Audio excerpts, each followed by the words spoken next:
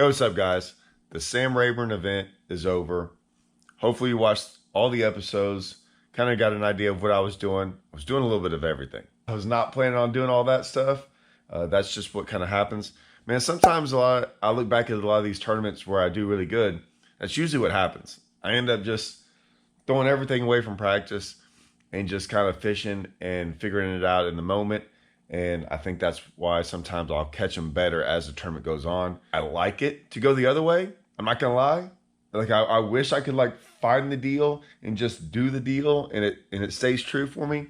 But I think that's not always the case. So I always look back at these events though and think, man, that was a pretty cool event. So I'm gonna go over kind of in order what I was throwing. Ooh, that one. I had to go get another rod because I remembered I threw that rod in the event too. So I went and got that rod. All right, let's start it up. So a lot of y'all that watch the channel a lot will already know what rod I'm about to pick up.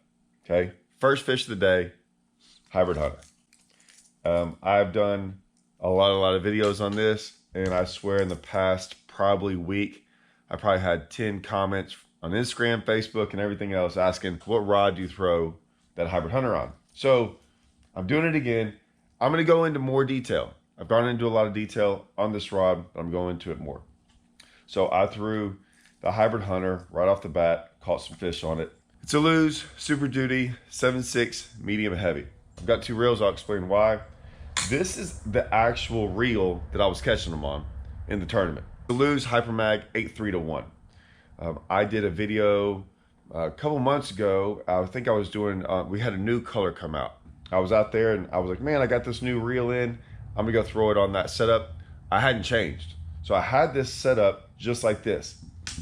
I have it now on this rod with this reel. Same rod, both same rods. I've used this reel for the last couple years, this Custom Pro. It's a 7.5-1, 8.3-1, basically the same thing. In the event, I don't know what happened, but something happened to the tip of the rod. And luckily I figured it out somewhere, when was it? About at the end of the day, I made a cast and my line broke.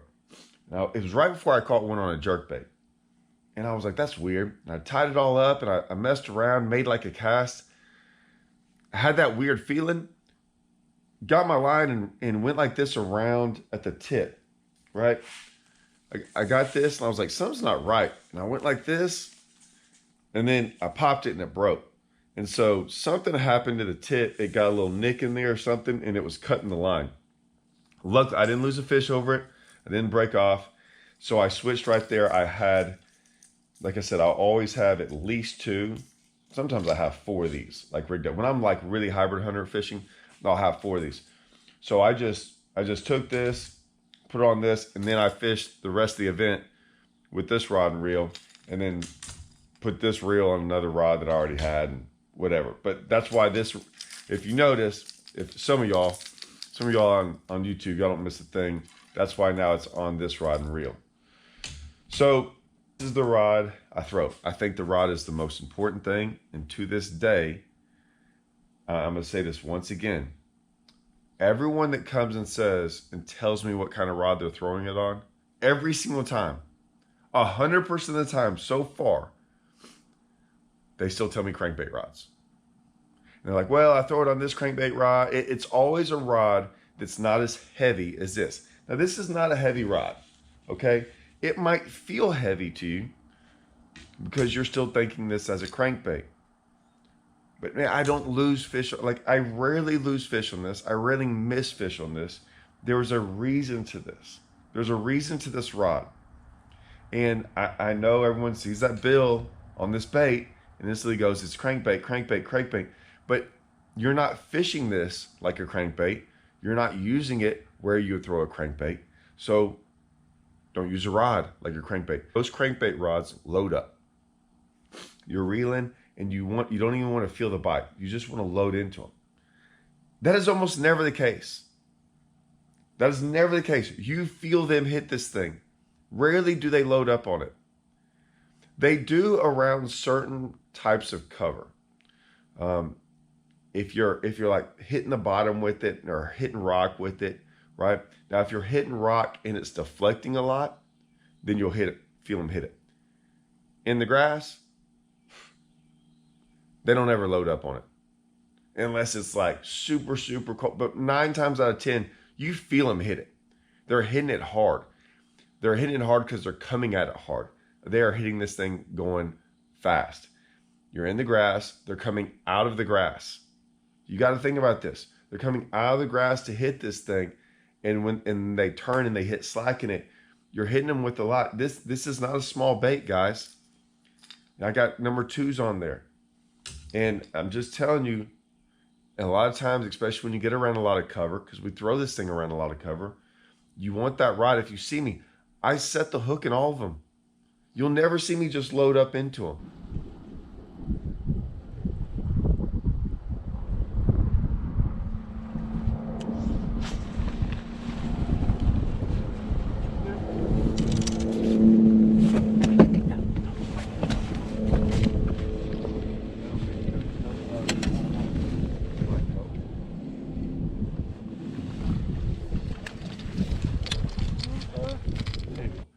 Like I kind of hit him hard for a reason. Been doing this for 15 years with this bait. I'm just telling you, everyone they use too soft of a rod, and yes, will it catch fish? I can take every rod in here and throw this bait and catch a fish on it and land one. I can, but there is a difference. If I had missed one of those fish, just any of them, on any given day, I'd have failed a couple places. One fish would have cost me at least one place. Probably every fish I lost would have cost me a place, if not 2. So I could have lost 3 fish. I probably wouldn't have been in the top 20. It really matters. Like I said, I didn't lose a single fish the entire tournament on anything. Reels are different. And here's why. As long as the reel works the way I want it to, I like it. I like the way the Custom Pro feels. I really like this. Sometimes for me, it's even just like the handle. Like I kind of like this handle. I do like this handle. Like it's kind of one of those deals where I just like the feel of it. And both those reels I trust. They both cast for. I'm not worried about any of that stuff. It's just the feel. I like that feeling. Like I said, y'all see me throw a lot of Super Duties, like the big reels. I do that for a lot of different things, not for this. So I like that. This feels right. I have it on 20-pound Sunline Sniper. I was about to say shooter, but sniper. Everyone always asks me, hey, when do you throw sniper? When do you throw shooter? We all kind of view it as this. When I'm going to cast and reel baits, right? So in any kind of thunder cricket, jerkbait, crank and stuff, whatever it might be, casting and reeling, the sniper. Shooter's more for like dragging around, dragging a worm, Carolina rig. I'll throw it for like really, really big stuff, but any kind of slow, like flipping docks, things like that. 20-pound, like I said, Sunline goes by a different rating a little bit. So 20-pound is like everyone else is like 18 or stuff, but 20-pound, great line. Now I have on both of these, I have the Owner Zowire hooks. Once I started throwing these hooks, I can't go away from them. It's impossible. And it's just because it's the stickiness to them. They're just, I mean, super sticky. And I just feel like that's important. They're both number 2s. And they're the Owner Zowire. They're silver hooks. So they look like, it took a while for some people to be like, man, they kind of look like saltwater hooks. I don't know why us fishermen got into like, they had to look like that. But so look them up, Zowire. They're silver and they're number 2s. So that's what I had. Like I said, so many people to this day that you can get by with rods. You can get by and catch fish. You can catch fish on all these rods. I can catch fish on a Snoopy rod. Doesn't mean it's the right rod. It might catch some fish in certain applications. I'm just telling you this is because a lot of guys will, well, maybe I'm not throwing it around grass. Maybe one day you will. Maybe one day you'll find an application. I throw this bait on this rod for every single application, 100% of them. So I don't know why you wouldn't go get a rod that you can do it all with. And I feel confident. So no matter where I go, you see me throwing that rod. All right, I only caught one fish on day 1 on this. I hadn't even thrown a jerkbait all year long. I rigged one up. I was like, why not? I kind of thought I might get in a situation where I might need it. I did catch more fish on it throughout the tournament. This was the jerkbait I was throwing. It was a deep diving jerkbait from Strike King, the KVD DD300 in the, I think, bone. Let me go look. Pro Bone. I knew it was Bone something. I forgot what they called it. Rayburn had some different watercolor certain places. It's kind of clear on the sides, kind of got a little different finish, kind of got that bone color on top. And I was like, man, I've caught them on this before. It's kind of like, it's good for Rayburn. And so it seemed like it did catch some fish when I got around some. And then I messed up my jerkbait rod, so I was digging around until I found a rod. So I did find a rod to throw a jerkbait on. And then I put it on. I don't really like throwing jerkbaits, especially in the wind. We didn't have a lot of wind. I knew we were gonna have wind on day 3.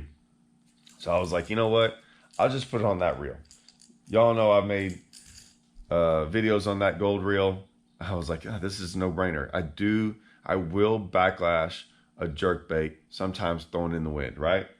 I'm sure all of us know about throwing jerkbait in the wind. It's not exactly fun. I'll put the reel on that deals with that. So I didn't ever have a problem with that. It threw great. This is the actual 7.5-to-1 reel. This was actual. I have 2 more reels like this. I ordered 2 more. One of them is on one of my Hybrid Hunter setups. But that is the reel that I actually took from iCast. So the one I did the videos on, that's it. And got that on like, I think 16-pound Sunline Sniper. And yeah, it worked good for me on day 1. I caught that second to last fish, 3-pounder.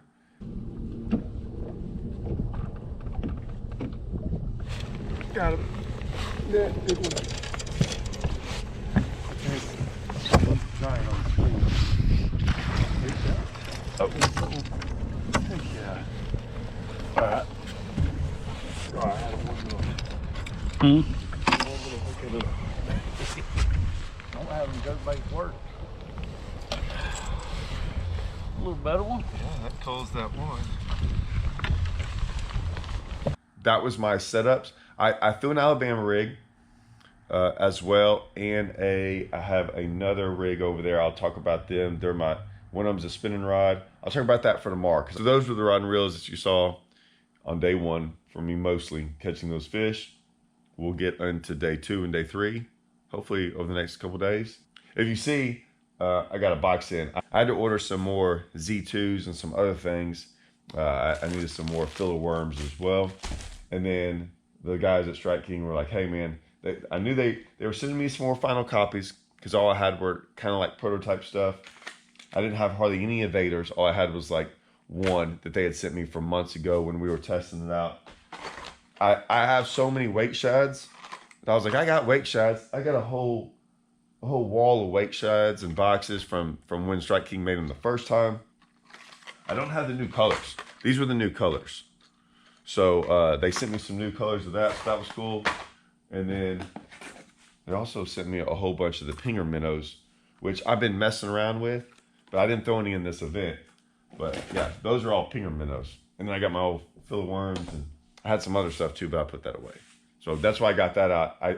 I got that box while I was fishing the event. So when I got home, I was like, I want to see what I got. So I got a little bit of stuff, and I got it sitting out because I got some stuff. What's funny is I started, like I said, I'm still unboxing stuff, but I at least got that little section. I got my jigs up. Since I caught some on a Thunder Cricket, I was like, I better get my Thunder Crickets. I had them all on the ground. That's why remember when I told y'all I had to come back here and like get some baits? I had to get half my Thunder Crickets on the ground. And then I got my final copies up there. I'm starting to fill in everything. And then that's some other baits and just random stuff that I buy every once in a while. But yeah, I was like, I got to get my Thunder Crickets in order. It made me mad because I had to dig around for a while to find them in boxes. I'm getting them organized too. So that won't be a problem. Next time I will have a Thunder Cricket ready. All right, stay tuned for tomorrow, and we'll go over the next couple of rods and reels and baits and my setups. All right, till tomorrow. See you guys.